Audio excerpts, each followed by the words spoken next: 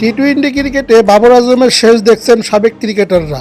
বিশ্বকাপে মহা গুরুত্বপূর্ণ ম্যাচে ভারতের বিপক্ষে পুরো দায়িত্বহীন ব্যাটিং করে বাবর আজম।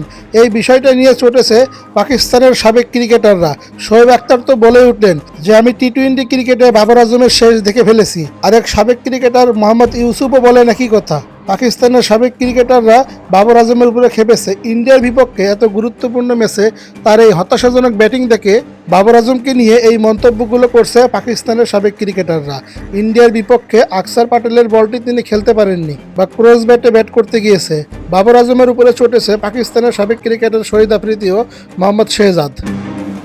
তারা তো বলছেন তাকে জোর করে খেলানো হচ্ছে কিনা আমি জানি না। সে নিয়মিত ব্যর্থ হওয়ার পরেও জাতীয় দলে কিভাবে খেলে টি-20 ক্রিকেটে তিনি নিয়মিত একাদশে থাকছেন। যারা পারফরমেন্স করছে তারা সুযোগ পাচ্ছেন না বাবর আজমের কারণে।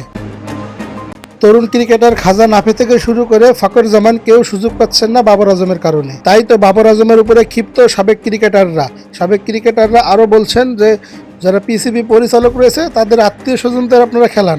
বর্তমান সময়ে মডার্ন টি-20 ক্রিকেটে এইরকম ব্যাটার চলে না।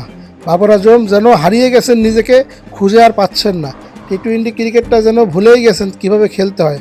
যে বাবর আজমকে নিয়ে অনেক আশা ছিল তিনি বিরাট কোহলির চাইতেও ছাড়িয়ে যাবেন, কিন্তু সেই বাবর আজম যেন হতাশায় ফেলেছে ক্রিকেট সমর্থকদের।